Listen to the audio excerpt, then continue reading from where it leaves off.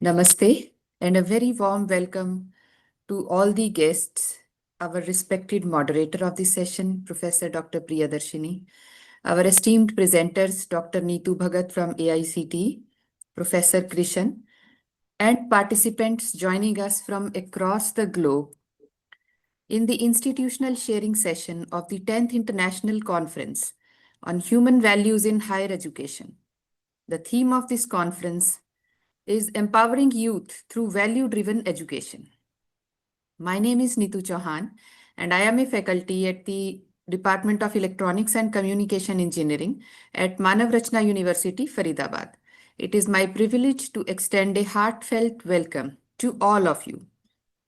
Now, I take honor in introducing the moderator of this session, Professor Dr. Priyadarshini.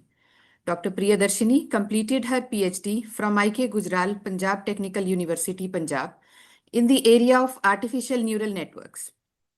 She has served as professor and head of the Department of Electronics and Communication Engineering at Ludhiana College of Engineering and Technology, Ludhiana, Punjab. She has been associated with Universal Human Values content since 2016 and has completed her MSc also in Value Education and Spirituality in 2019. She is the Regional Coordinator for UHV Activities Northwestern Region and coordinating the online UHV FDPs.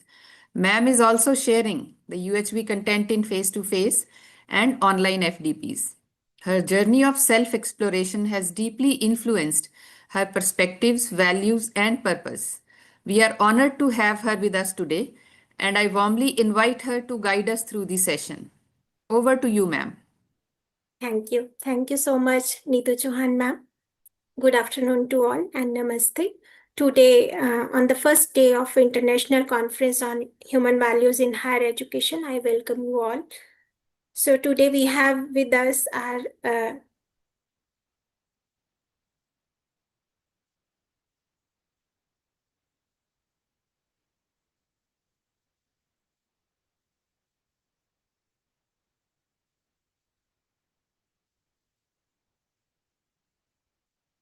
I think Didi lost her connection, so we will wait. She'll join soon.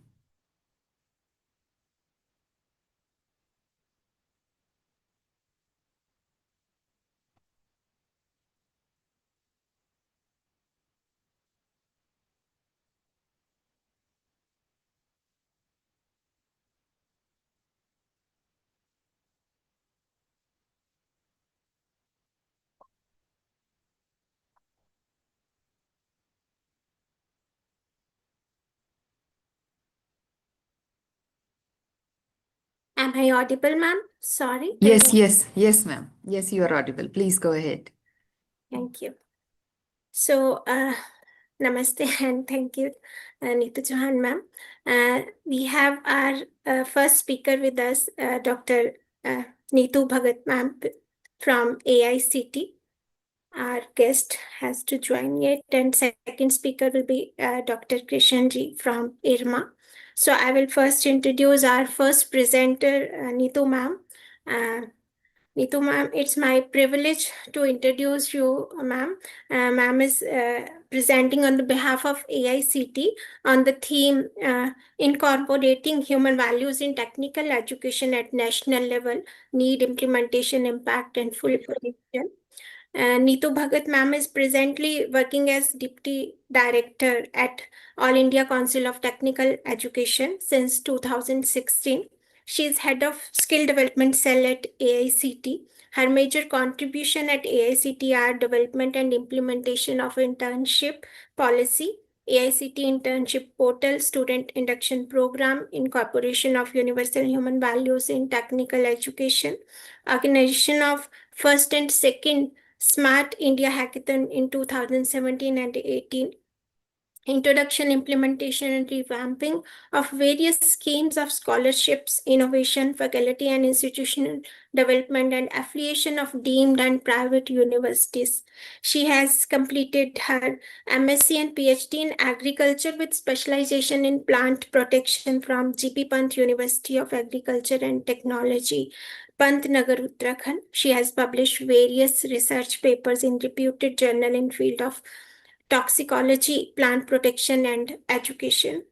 She has rendered 20 years of her services at Government of India organization under Ministry of Education and Ministry of Agriculture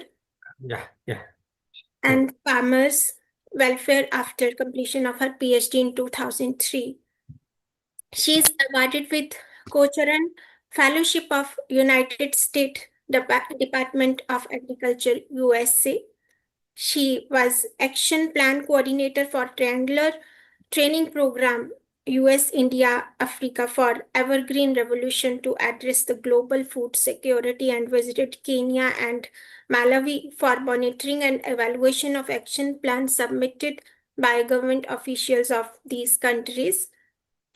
Ma'am has contributed as master trainer under Strengthen of Agriculture Marketing System in India project of USDA USA and nodal officer for World Bank's Multi-State Agriculture Competitiveness Project.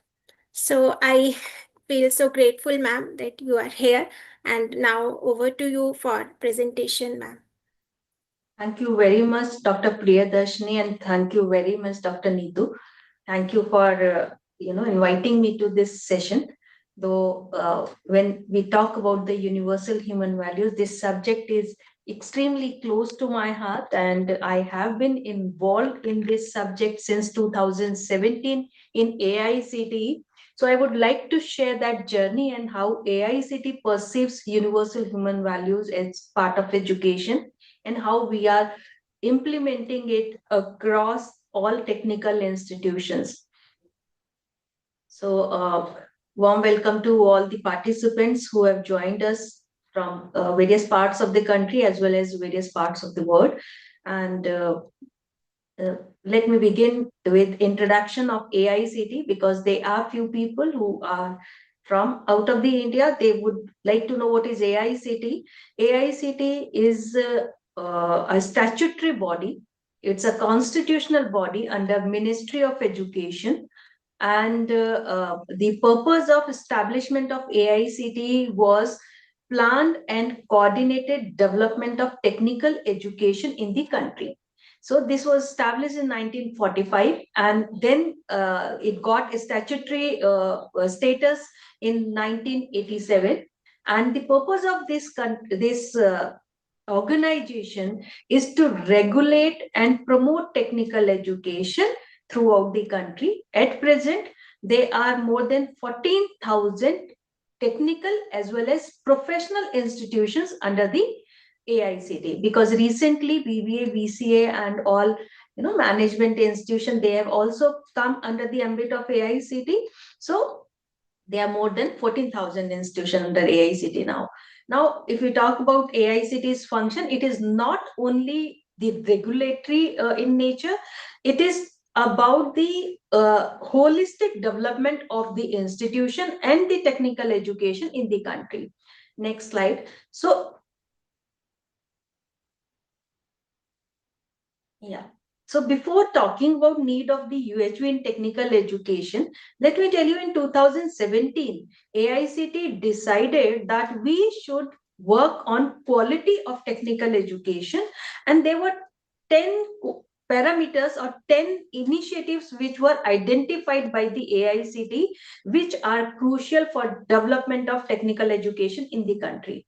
And these 10 initiatives included, number one, first of all, we have to prepare a perspective plan for technical education so that we know for next 3-4 years in which direction we want to go.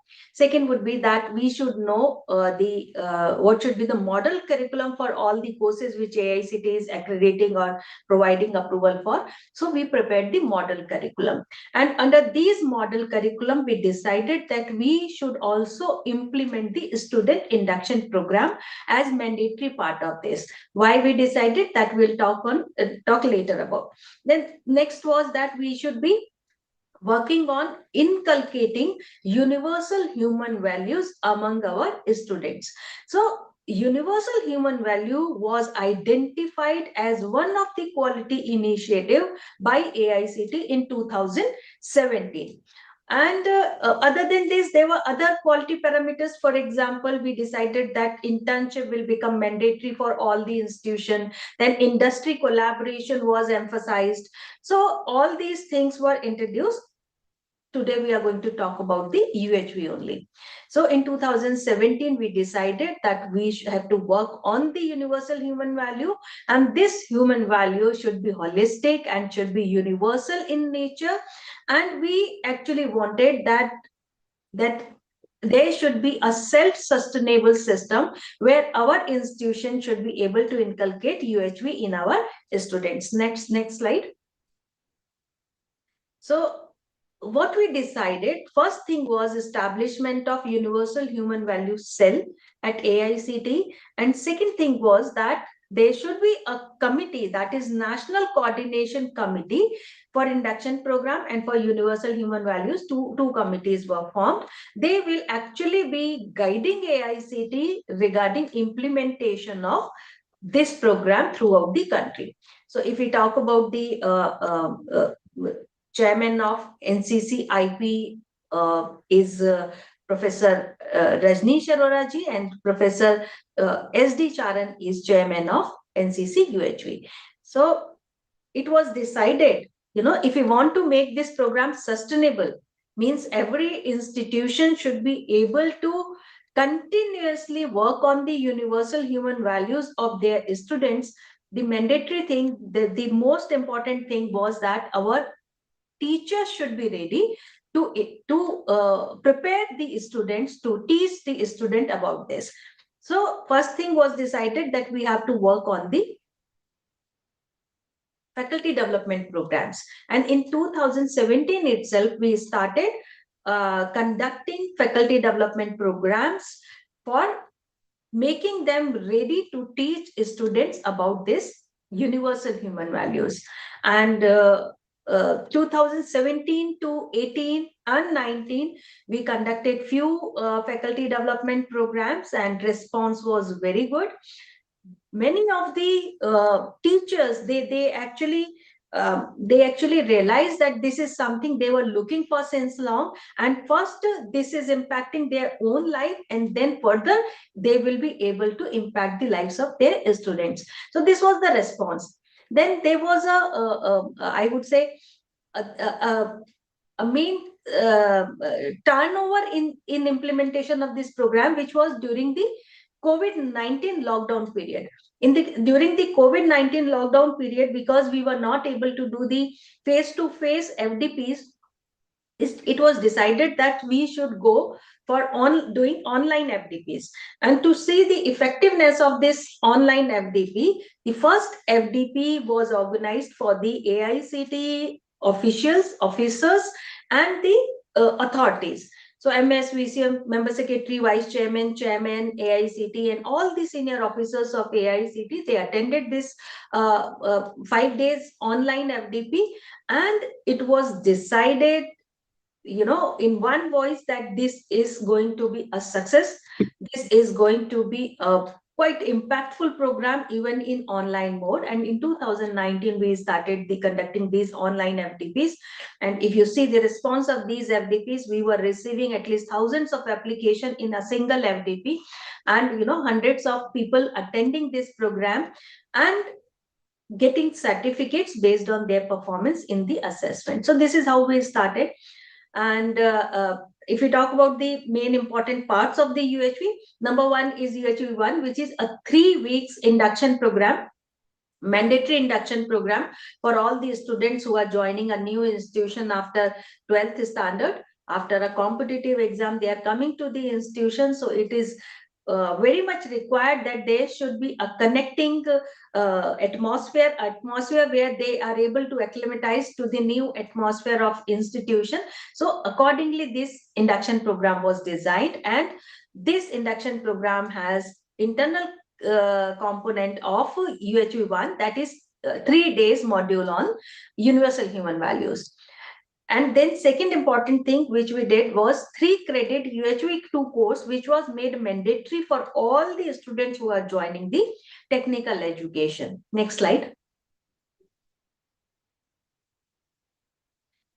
because I was talking about, when students are joining any institution, they are coming from lots of academic pressure, the pressure of competitive exam, and then they are coming suddenly into a new atmosphere from the school to the college. So they have academic pressure, they have some confusion, they have anxiety, different kind of issues are coming into their life. They are getting a kind of liberty coming to the college. At the same time, they are being exposed to various factors which they were not exposed earlier. Relationship issues, then peer pressure and ragging, these kind of things they face initially, immediately when they join any institution, means the college. So at that time, when they are given an induction program of 3 weeks, where they are introduced to a kind of friendship among the students. A faculty mentor is introduced to them, and then they are actually made friend with their senior students. So this is one of the component. At the same time, they are introduced to the introductory part of the universal human values. So they finally understand what life is all about, what is their purpose of life, and they should not be involved in the small issues, and look at the higher perspective of the life, the vision that is given during this universal human value program. So this program, this 3-year induction program, was found to be very, very successful program, very, very appreciated program in all the technical institution. Next slide. So we started this work in 2017, and by 2020, when National Education Policy, that is new education policy, was introduced, we had already reached to this stage where we could say that AICT has created some impact in value education. And in the National Education Policy, the universal human values, the human values were introduced like one of the integral component of the education. The education should be holistic, and it should lead to the inculcation of human values in these students. So we would say that AICT was already working in alignment with the NEP 2020. And if we talk about that, till now, what we have done, what we have achieved, more than 900 FDPs have been conducted. Out of this, 547 face-to-face FDPs have been conducted. And out of these 547, 315, that is 315 FDPs were conducted in self-funded mode. This is very important point. That AICT started this initiative, as well as institutions appreciated this initiative. They adopted this initiative, and they started doing program on their own. They started doing FDP in the self-funded mode. This is something which actually tells about the success of this program. Then NCC UHV was also established, and then minor degree in UHV was introduced. 18 to 20 credits, means 6 to 8 courses were especially introduced for the minor degree in universal human values.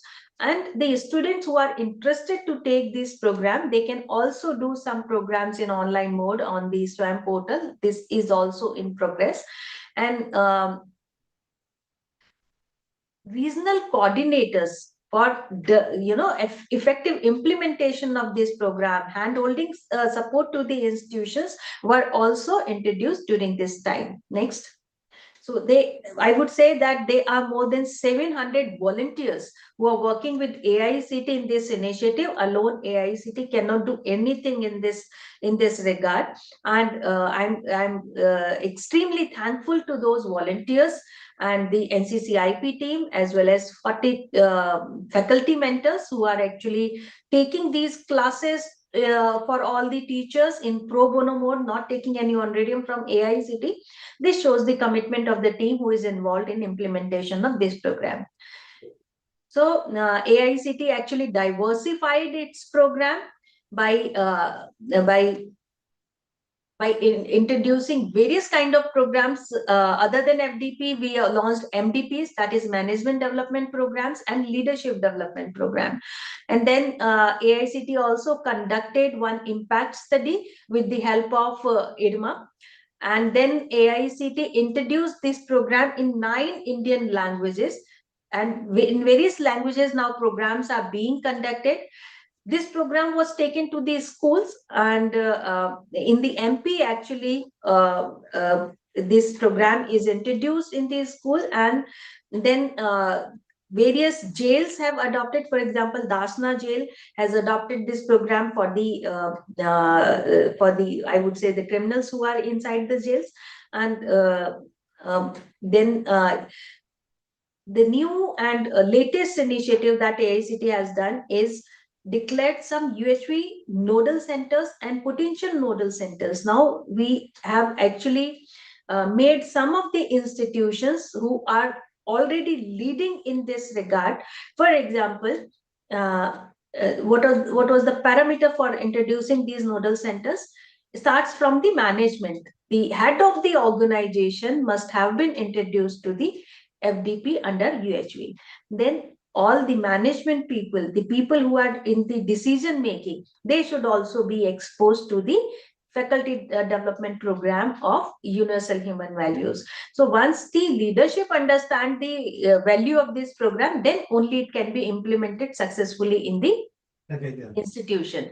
So accordingly, accordingly it was it was decided that some of the institutions were declared as nodal centers, and some of them were introduced as potential nodal centers.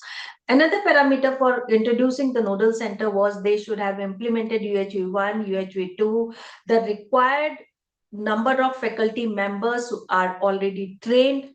So these kind of things we decided for declaring the nodal centers, and potential nodal centers are also, in the line. They will be becoming the nodal center in near future. Next slide. So why do we need nodal centers actually? AICT with the help of these team of volunteers is already working, but still, our impact has to be used. If we talk about 15,000 institution, we need some institutions who can actually mentor them. Therefore, these some of the institutions were selected as nodal center. They will work as backbone of UHV extension. They will actually serve as regional hubs for supporting the colleges. What they are doing are to be inculcated in the nearby institution at least. They have to ensure the quality implementation. Adopting UHV 1, UHV 2 is one thing. Then maintaining the quality of the program, maintaining the quality of the faculty members, and further doing impact assessment in the institution itself. All these things are very important. Then I would say that commitment that is required from these nodal center is, number one is they have to maintain a trained faculty pool always. Continuous FDPs they have to organize, and they have to take care of the quality while implementation of these programs, and they have to help nearby institution. Then only they can be called the nodal centers. Next slide. If we talk about, how many nodal centers are there, 27 nodal centers and 44 potential nodal centers are declared. And almost in 19 states of our country, we have established these nodal centers. You can see that, now almost throughout the country, we have some nodal centers. But yes, we can still work on, expanding these centers towards our, Odisha, Chhattisgarh, and these kind of states, West Bengal, where we have to still work on this. Next. Okay, if we talk about the key achievements in universal human values, with this team of volunteers, we have been able to develop 16 books and 6 new UHV courses or FDPs. Then multiple language, these programs have been translated in 9 Indian languages, and right now, FDPs are being offered in Hindi, English, Punjabi, Malayalam, and Tamil. And if we talk about the UHV is not only in higher education, we have already implemented in the schools and also to the jails. the growth is exponential, interest of institution is exponential, and I would say 240 universities have appointed UHV coordinators, and 71 UHV nodal centers and potential nodal centers are already declared. So this shows how this program is being taken by the higher educational institution. Next. So I've already talked about most of these things. So I will focus right now on the number of faculty members which are already trained. So I would say almost 90,000 faculty members are already trained. When we talk about trained, means they are certified. And 7 to 9 lakh students, 7 to 9 lakh students per year we are exposing to the universal human values. I think this is the big achievement that we are doing. And if we talk about how successful this program has been, let me tell you, being in AICT, we meet various institutions, faculty members, seniors, their head, vice chancellors, principal directors. But when we listen from a senior faculty members that they attended this program and this program has been a life-changing experience for them, then only we understand, yes, what we have been doing is showing some impact, and what we have been doing is actually being liked by the people. And this kind of feedback I continuously receive from the senior faculty member, and this is a genuine feedback. So when we talk about these things, let me tell you, this feedback is quite genuine feedback that I'm sharing with you. Sometimes, people just praise things which they are praising in front of me. I'm being the UHV coordinator. They can say, yes, it was good. But at the same time, if you receive feedback from a senior person with no interest, their genuine feedback, that is quite motivational. And this is my motivation to work on this program. Next. Sorry to interrupt you, ma'am. Yeah. We need to complete within 3 to 4 minutes, seeing the time limit. Sure. I thought I had 1.5 hours, so I was being slow, no issues. I will be completing in 1 minute only. I have already shared most of the No, things. you can take 3 to 4 minutes or maximum 5 minutes now. No issue. So I'll be talking about the impact, because we did this program almost 5 years. Then we started doing one impact assessment of this program through the IRMA, that is Institute of Rural Management, Anand. And they actually talked to 27,000 faculty members, 11,000 students in the more than 5,000 institutions in 34 states. And according to this data, what was the result that I'm going to share with you in the next slide? Next slide, please. So 70%, 71% of the students reported that after being exposed to this program, they have better relationships with the family and peers.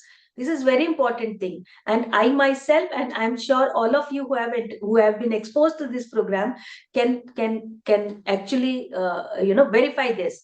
And then yes, obviously it is stress reducing program. So this has to be one of the feedback. Clarity and confidence because they have better self-understanding, they have better understanding of their environment, society, and the family. So this brings a confidence in the students that they can deal with any situation. And then academic and behavioral growth has been seen among the students. There have been improvement in their academic sincerity, attendance, time management, creativity, participation. So I think this is what we have achieved through this program. This has been our true victory. Next slide. Another, personal and professional clarity. 87% of the faculty reported greater clarity in both personal and professional life.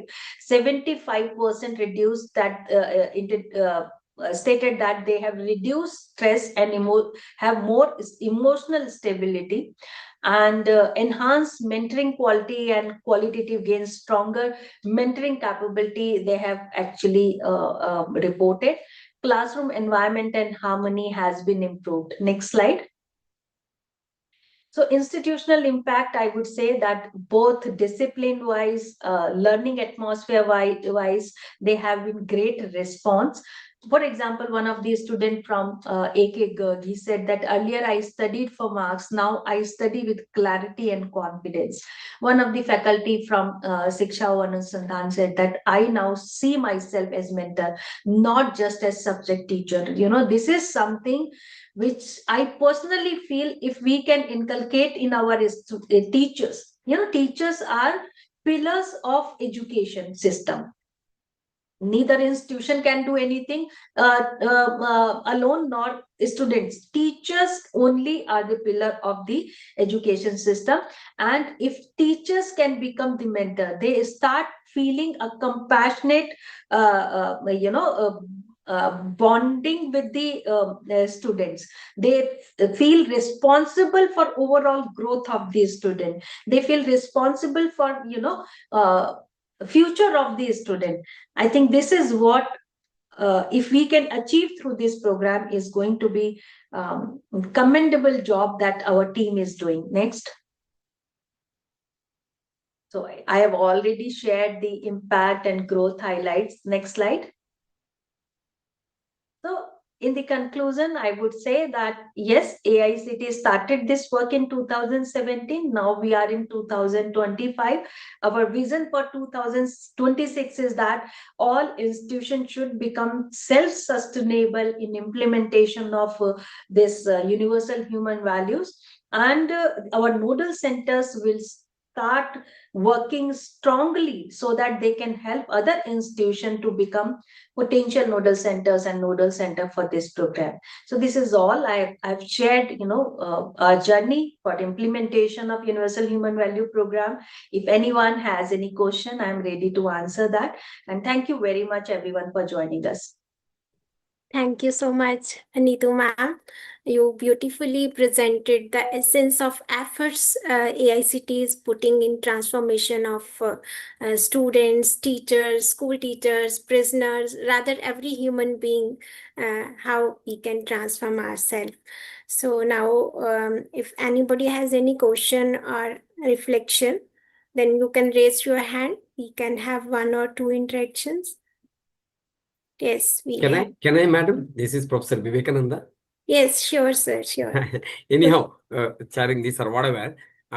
Madam ji, maybe the question to everybody, since let us make it as an interaction. See, the challenges what normally I have been facing also is that the implementation gap. If we can address this, it will be nice. Like, normally the institutions face the main thing, focus on their exams, leaving very little room for this holistic or value-based education. That is one thing we have to look out. Number 2 is about the teacher training, the faculty training on this, where the educators need definitely a proper orientation, madam, to integrate the values into the lessons. My third one is, last but one, the cultural diversity, where the values must be taught inclusively, especially respecting different traditions and beliefs.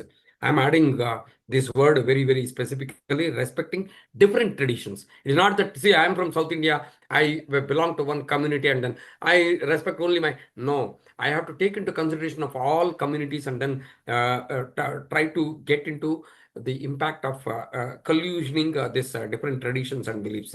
Now, assessment difficulty is one challenge in our UHV, where measuring the empathy, integrity, or creativity is complex compared to the academic scores.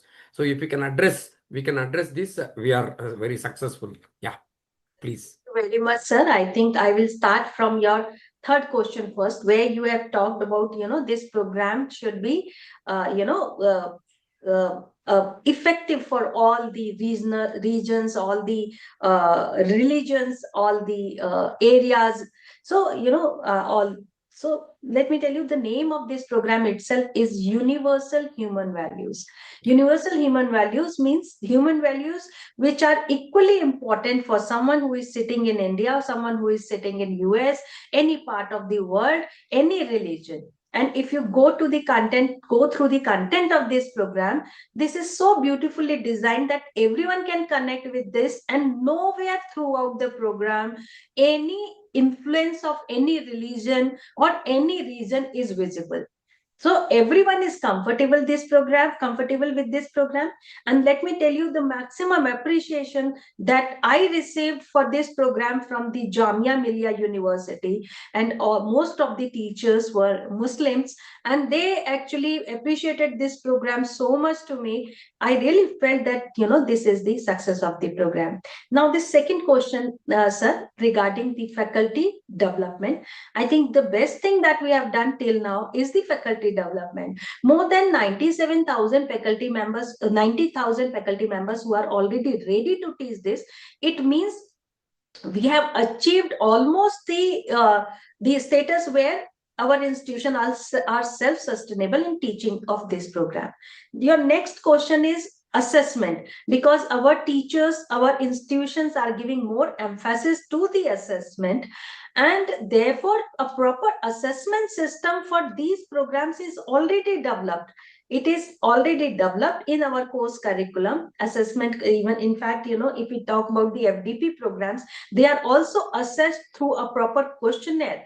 Time to time, during the training program, they are questionnaires shared, and after the training program, there is a proper assessment sheet. Only after completing that, you get this. So assessment system is inbuilt with this program, sir.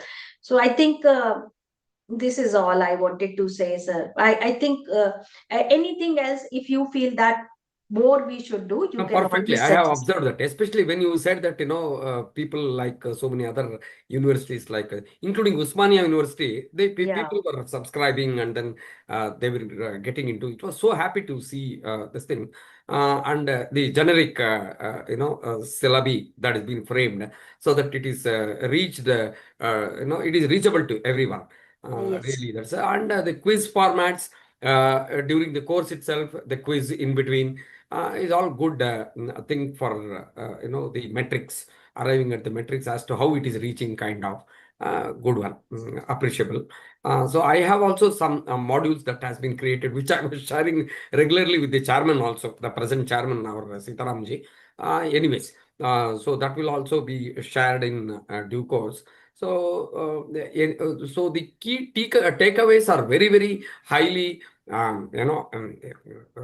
appreciable, okay, especially which nurtures the whole personality of a human being, and also the strengthening the compassionate ideas, and then innovative and responsible, making them responsible citizens, really appreciable. I Let have me tell come you, to. sir, what I feel that after this automation era, this mechanization era, this era of AI, yeah, AI, you yeah, know, we what we are doing, we are all are converting, being converted into the machines. Our life has become like a machine. We are working like machines, and we are at home also just like machines. So correct, this is the right time. We tell students, please slow down, please understand the life, please understand yourself, what you are supposed to do with your family, with your society, with your life itself. So I think this was the missing part which we are doing through this program. correct, correct, perfectly correct. Ji, sir. Yes. Thank you. Thank you, sir. Vivekanand sir. Now we have Dr. Dasrathi Sahuji with us. I'm not able to give mic. Ji. Dr. Dasrathi Sahuji, you have mic. You can ask your question, but please keep in mind about the time we have. Is it audible, madam? Yes, you are. Yeah, it is audible. Yes, sir. Is it audible? Yes, you are audible, sir. Perfectly audible. Okay, okay. Yes, madam. I am Professor Dasrathi Sahu from Department of Business Administration, Utkal University, Odisha. And over the last 2 decades, there is I think particularly in the higher education system, things are not moving as per our expectation. So, His Holiness the Swami Shivanand Ji Maharaj of the Divine Lives International Society Rishikesh came up with a very nice song for the higher education.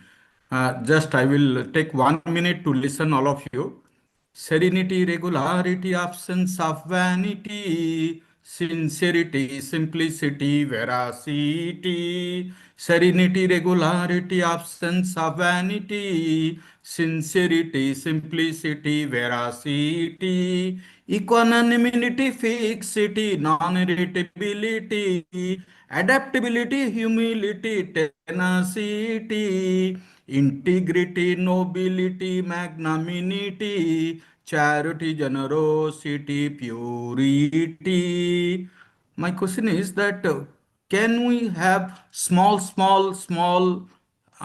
in our course curriculum, particularly following the universal human values, ethics,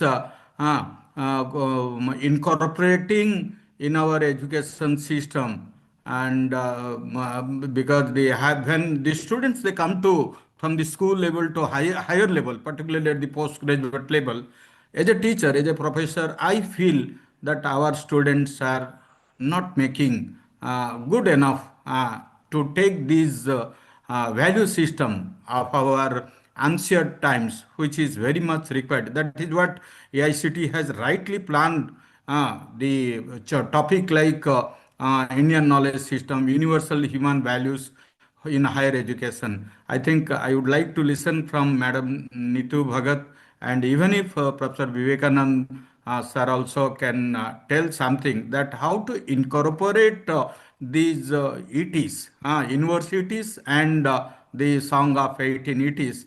Well back, long back, Swami Shivananji Maharaj has coined, and I always love to speak to my students that in some way the other, some kind little of serenity, little of regularity, little everything, little. Maybe sometimes our value system will continue for the next generation to flow. Thank you very much for giving me chance to share my thoughts. Thank you very much, sir. Thank you very much, sir. I think Swami Shivananji has been always, inclined towards education and always speaks about education at various forums. And I don't remember the whole song, but I understood the main, human values which were actually included in this song in various lines, and which are not even, which are equally relevant in today's time. Uh, I must say that if you go through the universal human value course, you will understand, we are exactly not teaching them, okay, what is serenity, or what is being magnanimous, and what is this. But if they will understand the whole basics of this program, their worldview itself will change. Their perspective towards life, towards society itself will change, when everything will be guided by the theory of coexistence, not the theory of me, myself only.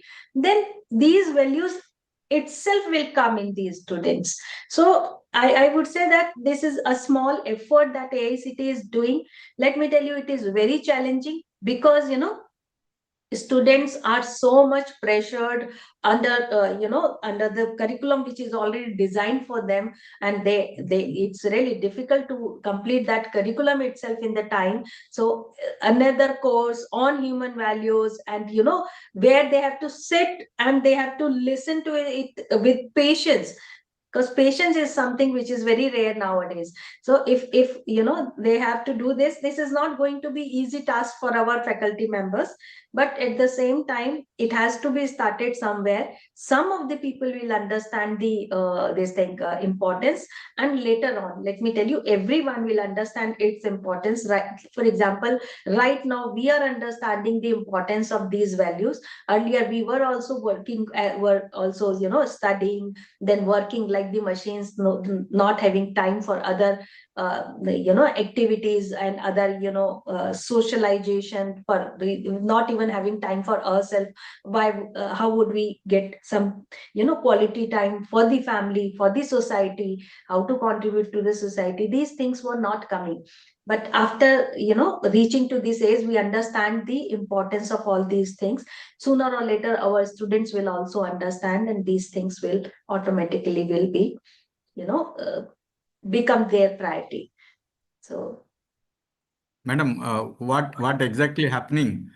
We're making students to listen very carefully. They are listening, but once they again mismatch with the society, again the repetition of the same negative things or something which is not ethical practice that but this there. So happens that is with us what. also. This happens with us also. For example, we may be very good human being. Everyone is good human being, basically, I would say. But sometime when we are exposed to a discrimination, any injustice, we also feel that, this person has done this to me. Why I should be so justified and so good to that person? We can also feel this. But, once you talk with the teachers, for example, let me tell you, when I feel these kind of feelings, I always go back to our volunteers who are into this universal human values, our NCCIP team, our mentors, and the justification they give to this, it will immediately calm down your anger, your whatever feeling of injustice that is coming inside you, because nothing is happening in isolation. If you are feeling something against the opposite person, that person also might be having something against you in his or her mind. So Right. once you understand whole situation in holistic way, you will be able to come up with a peaceful solution to this. So It is. I'm also saying I'm also not expert of this subject. I also go back to the experts when I am in a situation.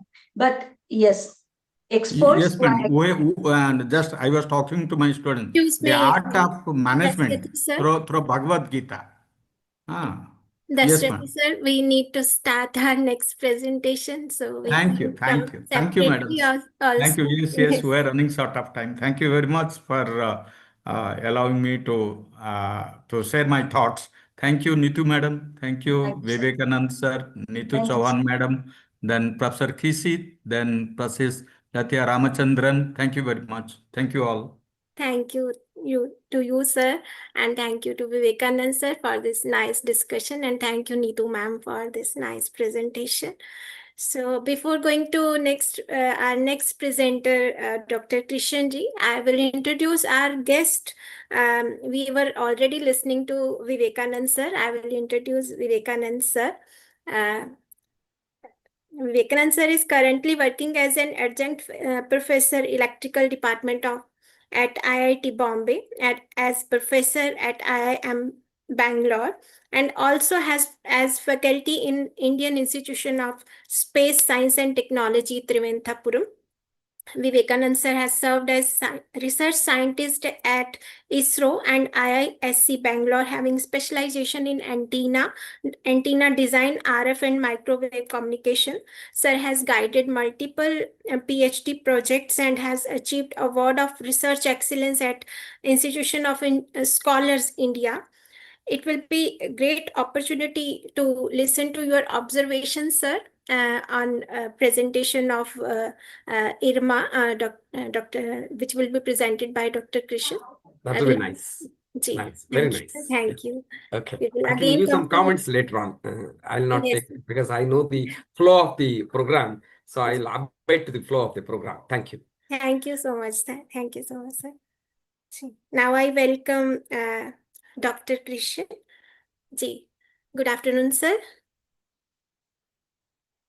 Am I audible, sir? Yeah, good afternoon. Yeah, you are Yes. audible. Yeah, thank you. So I will introduce you first, sir. Dr. Kishan is representing IRMA, Integrating Value Education in Higher Education, insights from student experiences across 3 Indian institutions. Dr. Kishan PKV is fellow from Indian Institute of Management, Ahmedabad, with an undergraduate degree in Instrumentation and Control Engineering from Netaji Subhash University of Technology, Delhi. Although trained in economics, his scholarly journey has gradually transitioned toward entrepreneurship while continuing to focus on education-related themes.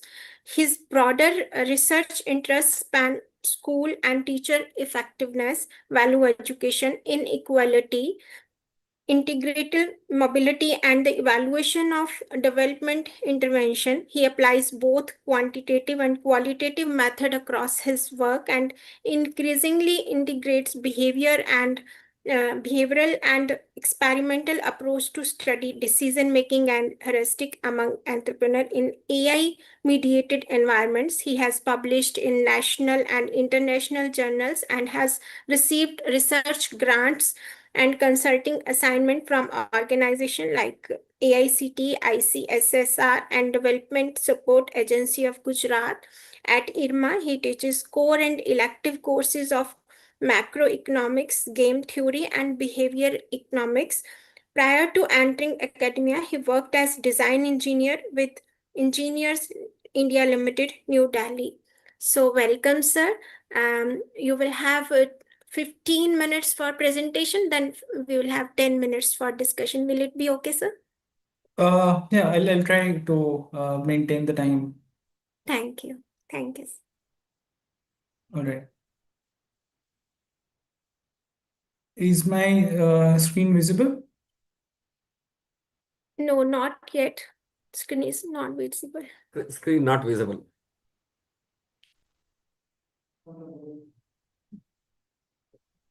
Is it visible now? No, sir, I'm not able to see it. I am screen sharing, but I'm not sure what the problem is. I'll try again. Is it PPT? You can share. Yeah, it's PPT. I've already shared it with you. So if you want to run it, I have no problems.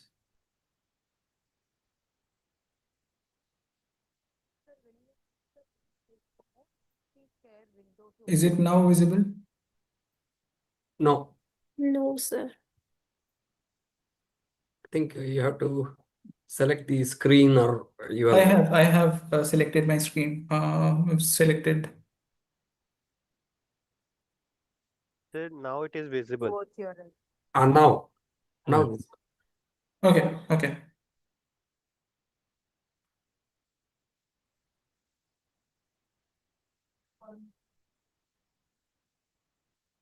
Is it all right or No, not visible. Deveshji, your screen has occurred. That's all. Kindly click the show Zoom window in your right when you share your screen, sir. That's what. Correct. You have to select that. okay? Kindly select that. So screens, I am, You would have gone to application window. yes. Kindly click your PPT and towards your right you have share option where you have share Zoom window. You may click that option and then share. Here, I can see content only as background side by side. Below that you have share option, sir. Yeah, Down. Right side. Right side. Right side of the screen. Below that presenter layout and all. yeah, I am sharing that as a screen. You have to click that checkbox. Kindly share Zoom window. Click that checkbox.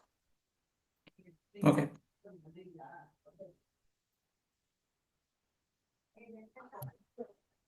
It was visible for some time. So it says share sound. No, below that is share Zoom windows. No, it says share sound and then it says optimize for video sharing. So that's No. Below that, don't do that. Below that is share Zoom windows.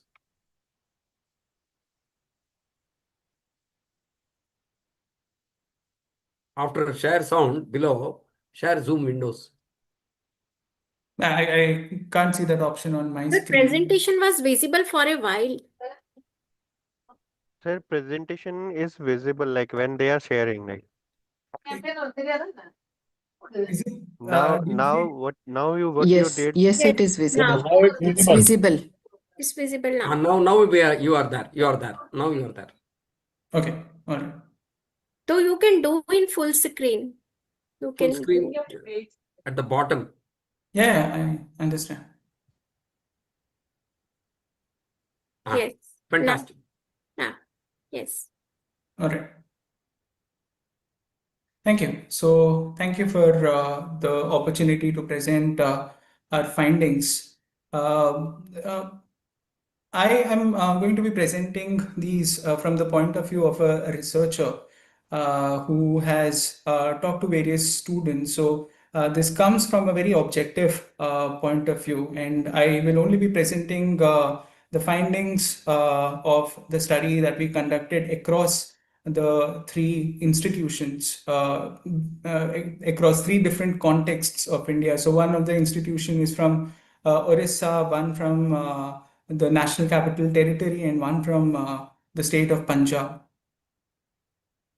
So this is going to be how I'm going to arrange my presentation. So I'll start with an introduction, then I'm going to talk about the literature, the data and methods, findings, conclusion, and then some scope for future research.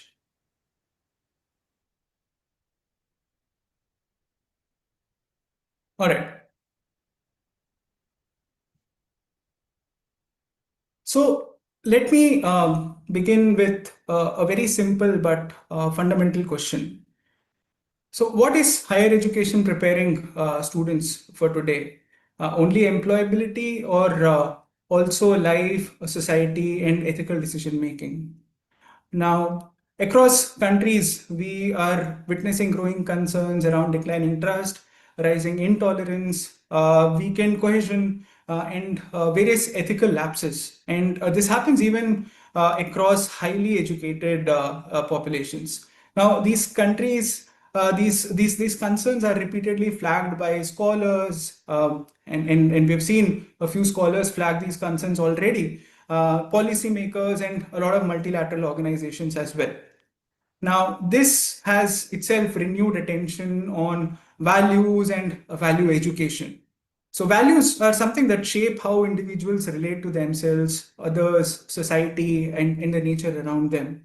They are the basic guiding principles that shape behavior, choice, decisions, and it also promotes the societal well-being. Now, education that ignores this very dimension, it risks producing technically competent but socially disconnected individuals. Now, value education is not just moral preaching. It involves structured opportunities for self-reflection, for ethical reasoning, relationship building, and responsible action. And these are the capacities that are increasingly seen as essential in the very VUCA world that we live in, very complex, very uncertain environment. Now, in the case of India, this concern has moved beyond the rhetoric into the policy space. And through NEP 2020, which explicitly calls for holistic education, integrating ethics, constitutional values, social responsibility, and well-being into higher education, the Universal Human Values Program is seen as a major intervention. Now, as we already know, and Dr. Neetu Bhagat has already presented, it was mandated by AICTE since 2017, and the original version of it included a 3-week student induction program, that is UHV1, and the semester-long credit-bearing UHV2 program. Now, this is not a small pilot. This is a massive undertaking. This is a massive intervention, and it covers 40 plus universities, and we have already seen that it has touched about 90,000 faculty members, and 7 to 9 lakh students undergo this across the nation. And this makes UHV one of the largest value education initiatives anywhere in the world. Now, despite this, we know surprisingly little about the outcomes. We've not rigorously studied these programs and looked at the outcomes. So there is very little empirical evidence beyond the sharing sessions that we have today as part of conferences such as these.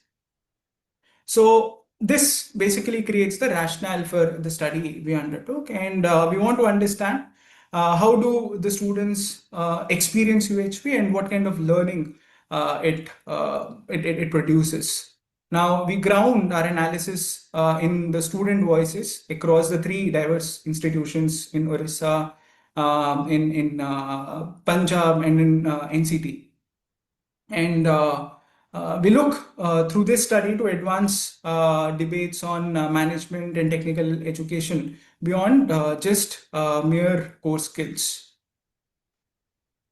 Now, let me situate this study in the existing literature. Globally, value education and value-based education have been implemented through various structured national frameworks. So, Singapore's 21st Century Competencies Framework, Australia's National Framework for Value Education, and there have been various attempts at value education in Europe and Kenya as well.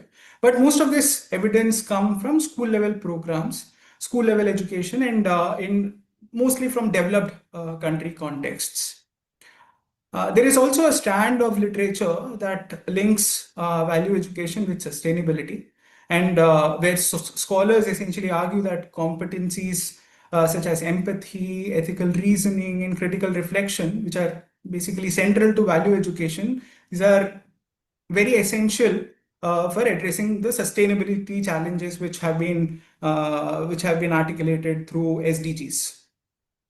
Now, this can position value education as complementary to education for sustainable development rather than peripheral to it. So it goes hand in hand with sustainability, sustainable development. So despite all of this, again, to reiterate, there is little empirical evidence on value education in higher educations. In fact, no major publication outlets have documented this. And then especially in the case of developing programs where in the case of India, we're spending so many resources. I'll not call money, I'll not say money, but we are spending incredible amount of resources towards the service of promoting value and value-based education.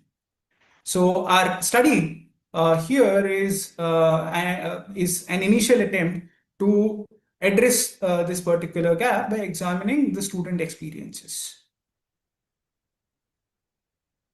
So I use various theoretical frames and methods. So it starts by defining a theory of change framework, which I will document in the next slide. So we don't treat UHV as a one-off course. I mean, we conceptualize it as an intervention that is expected to trigger a pathway. So it has a theory of change built into it. It's not just you take UHV, you undergo UHV education and something good will happen to you. No, it has a well-defined pathway, which we will describe in the next slide. So it starts from exposure to learning, to short-term behavioral changes, to outcomes and then impact. So to capture this, so these changes, we adopt a multiple case study design, and we follow Eisenhardt, which is a very important framework in management research. We use her framework using replication logic, and these three institutions were chosen to allow for some kind of analytical comparison across three different institutional contexts with varying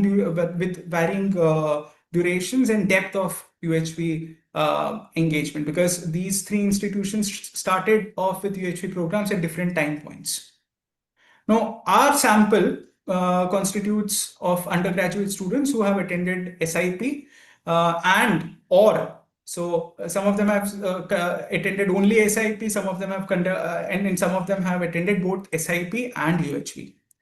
Now, we use a variety of methods. We used a variety of instruments. We started off with structured questionnaires to understand the immediate responses of students, their take on how well the program was conducted, and also their learning. We also conducted quizzes to understand the conceptual grasp, the declarative knowledge of the students, and I'll talk about declarative knowledge in the PPT to follow. And we also, most importantly, conducted in-depth qualitative interviews and focus group discussions. And this we did with teachers as well as the students to capture how the students made sense of these ideas, these proposals, these values in their everyday life. Now, the qualitative component is very central to this study. And we came to understand that value education operates through reflection, through dialogue, and through lived experience. And these are not captured by numerical indicators alone, just simple numbers saying 7 lakh students had benefit to it will not capture the essence of something as nuanced as universal human values. And to understand, to analyze our qualitative data, we used the methods laid down by Brown and Clark. And this essentially helped us move from raw narratives of the students to patterns of what really cuts through the student experiences. So taken all of this together, our research design helps us to go beyond asking whether UHV works, to understand the pathways, to understand the hows and whys of how students experience it in particular ways across different institutional settings. So this is the theory of change framework. I mean, the way it is developed is by taking a backward mapping approach. So first of all, you understand what is required, and we know what is required in the society. We require a humane society. So what would lead to a humane society? We know the outcomes, that is student developing common attributes, and then graduate attributes, and these are very well laid down in the NEP 2020 document. And then we go further back, looking at intermediate outcomes, which will lead to the outcomes that are intended, the outputs, and outputs are all the interventions that UHV carries, the faculty development program, the SIP, the UHV2, and so on and so forth. And that we can connect to what is lacking in the society, which I have already described in the very first slide, that it is not only about skill acquisition, it is also about living in the society and living fruitfully in the society in a harmonious manner, harmony within self, harmony with harmony with your parents, harmony with the society around you, and harmony with the environment as well. So that's how we developed this theory of change. Now, let us quickly go to the findings of this particular program, of this particular study. So the first is at the learning level. What have the students really learned? And again, this is a very quick and dirty way of establishing what the students have learned. And we can see that students, we administered the same questionnaire to the students who underwent SIP, to the students who underwent UHV2, and also the faculty members. And we can see that with greater exposure to the program, your understanding of the concepts improves, and hence you are able to score more on the quizzes. So as and when you are exposed to the program more and more, you understand better part of the grammar, of the vocabulary, of the essence of all of it.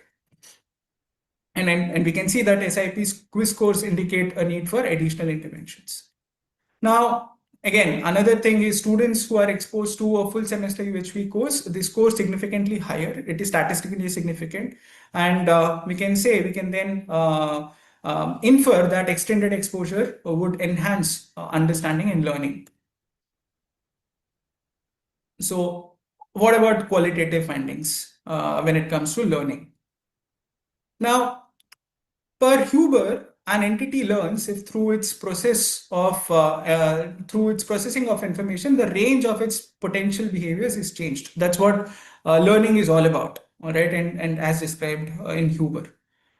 Now, learning is of two types. One is the changes in declarative knowledge of a person, of an individual, and the change in the procedural knowledge. So declarative knowledge is knowing what, and procedural knowledge is knowing how.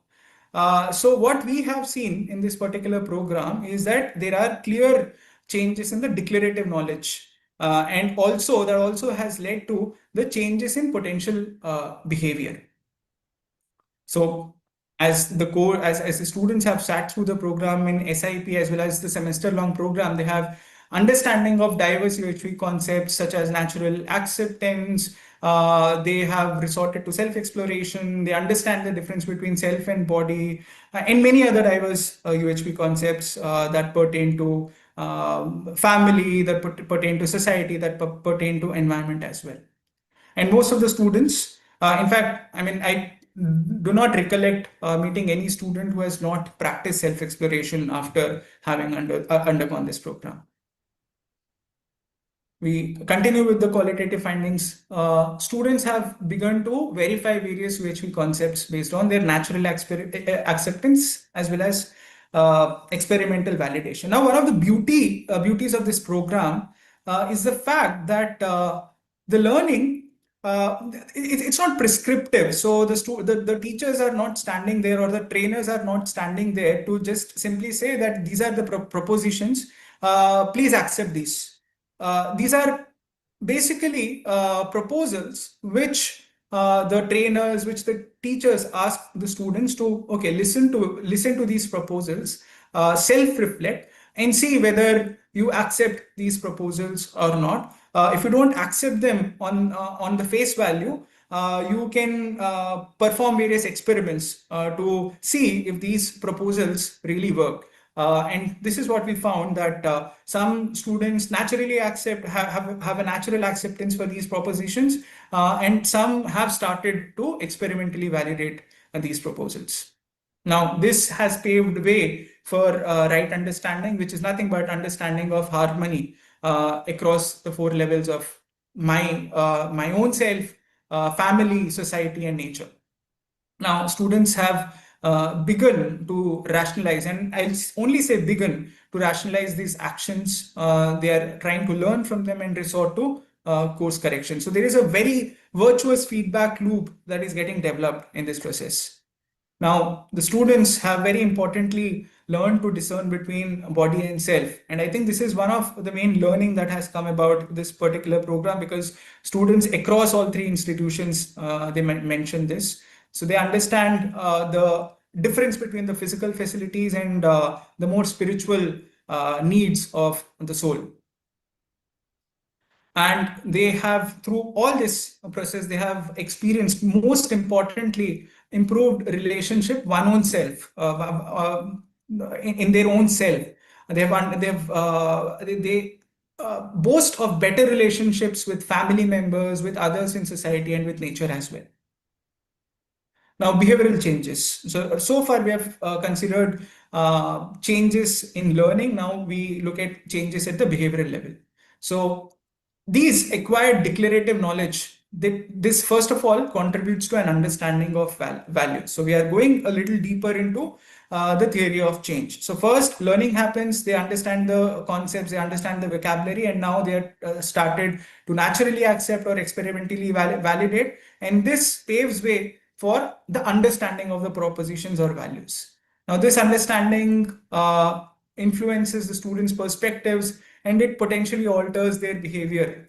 And this has been seen. This has been self-reported by the students themselves. Now, they have gone from being introverts to being more sociable, and they're constructing better relationships with their peers.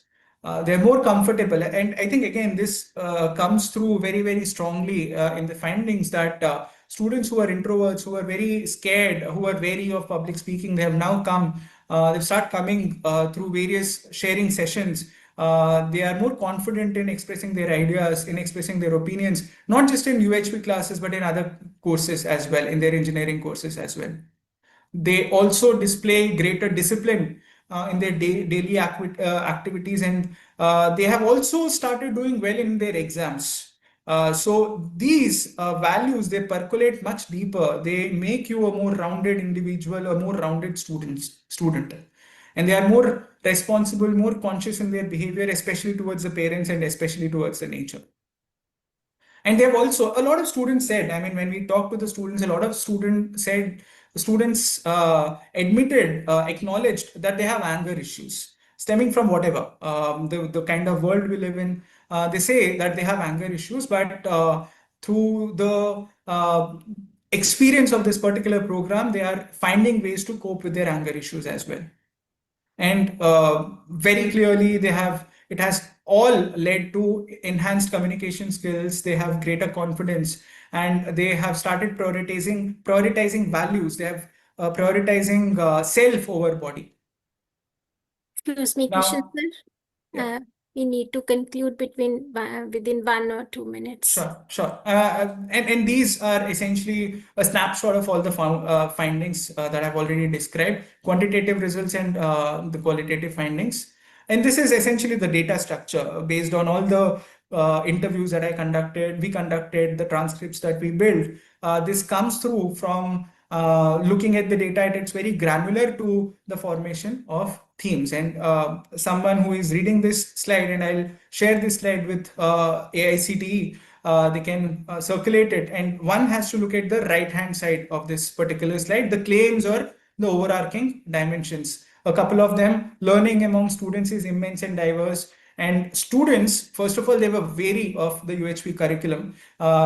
They didn't know how to construe it, because they have engineering subjects as well to study, which itself is a hard task coming from 12th standard. And when they are first introduced to value education, they are a little wary about how it will really benefit them. But once having undergone this particular program, they understand its essence much more. The conclusions: UHV education has enhanced personal growth, emotional well-being, communication, and societal responsibility among students. And we also see downstream effects in the form of positive changes in academic performance and interpersonal relationships. Now, there is a great scope for future research, because this is only a cross-sectional research. We only interviewed all the students once. It will only tell us a snapshot of what is the point at that point in time. But to understand more meaningful contribution of UHV in the lives of students, what is also very important is to conduct longitudinal study. And in addition to self-reporting by the students, we also need to understand how the neighbors feel, how the parents feel, how the other students in the class feel, how the teachers feel, and so on and so forth. So we need to engage in the research more participants up and above the students that we interview, that we survey, and so on and so forth. And one thing that AICTE has already started doing is to emphasize on universal human values program in K to 12 level education as well. It has started off in senior secondary and secondary education, but there is also a great need to introduce this as early as primary education itself.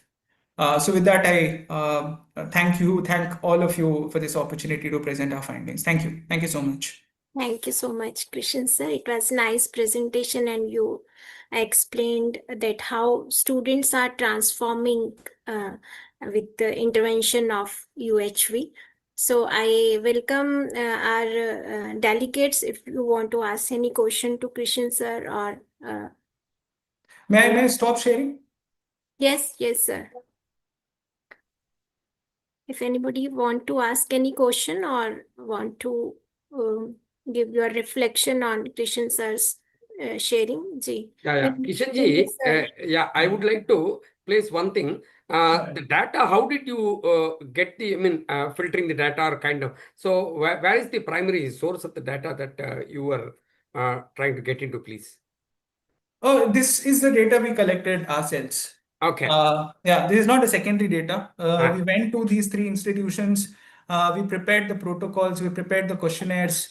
We administered them at various levels. At the response level, at the learning level, we prepared quizzes. We administered them to the students who underwent SIP, UHV2. We administered these questionnaires to the faculty members themselves. We held interviews, semi-structured interviews with the students. We held semi-structured interviews with the faculty members. So based on all of this, we prepared transcripts. We transcribed all the interviews verbatim, and then we analyzed it using various qualitative research protocols. Yeah, basically, no, I was there since almost 3 years. We have been doing this. I have been delegating this to my other research guys also at Indian Institute of Science and at my IITs, etc., where defining and measuring these universal studies are a very complex thing. But otherwise, empirical frameworks, when we use that squads, theory or the Rockett's values, etc., or even Hofstede's cross-culture models. Yeah. This will identify the core universal values. Example is honesty, compassion, justice, etc. It is found across the cultures.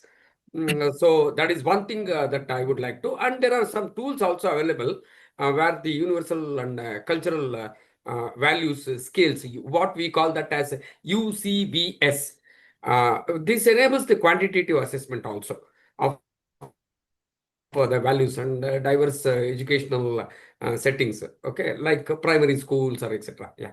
Thank you, madam. Thank you. So, very nice, Kishan. A good attempt. Very nice. Thank you.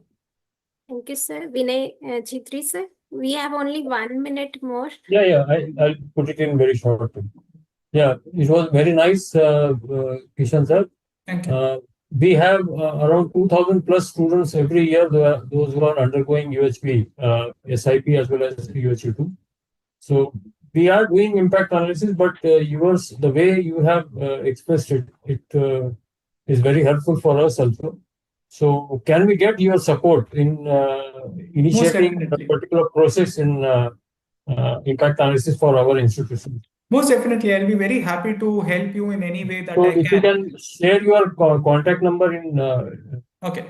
I chat. will do just that. Sure. I Okay. will share my contact. I'll share my email ID as well as contact number. Okay, sir. Um, Okay, please. Yeah. Please do. Thank you. Thank you, Vinay, sir. Thank you, Krishan, sir.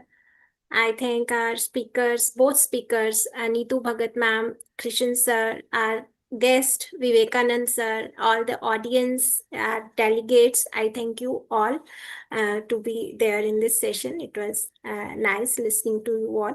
Now I hand over to Neetu Chauhan ma'am. Ji, over to you, ma'am. Yeah. Thank you, Priya Didi. Thank you, Priya ma'am, for guiding us through this insightful session. And throughout the session, I was seeing that all the initiatives that AICT is taking and all the efforts that IRMA is putting into this universal human values education, they are inspiring all of us also. So all the delegates who are attending the conference, all the panelists, we are associated with one or the other university or institution. And through these initiatives, we are also motivated to take a step ahead by following into the footsteps of AICT initiatives and what Professor Kishan has just demonstrated. And especially I like the outcome, that slide. No? There was this one slide where you demonstrated the theory of change. Yeah. So it is nice if it's nice if we just put it from the beginning and we show the entire journey. So it inspires us as teachers also if we could see the change like this, starting from somewhere and then reaching to some outcome. Absolutely. So it's very inspirational. Yeah. Thank you. So institutional sharing, it plays a vital role in amplifying the impact of universal human values. And it enables the institutions also to learn from each other's experiences, best practices, and challenges, thereby strengthening the value-based education at a systemic level. I extend my sincere gratitude to our guest, Dr. Vivekanand Dimbam, Yes. For all his insightful, keen observations. Yeah. And to the presenters, Neetu Bhagat ma'am and Professor Kishan. Thank you so And much. all the participants from across the globe who have joined us, all the panelists. I would also like to thank the tech team. We have Mr. Dheeraj and Mr. Devesh from the tech team for all their support, and all the organizers of this conference also for all the support that they have provided to us. And now we are closing this session here. And please join back tomorrow at 8 a.m. for the keynote address, Education to Empower Youth to Live Together as a Family. I would like to recite one small verse. Ano Bhadra Kratavo Yantu. Let noble thoughts come to us from every side of us. Yes. Thank you. Thank you so much, sir. Thank you. So we'll meet tomorrow for the institutional sharing at same time, 2:30 p.m. Namaste to all, and thank you once again. Namaste. Thanks. Thank you. Thank you so much. Thanks.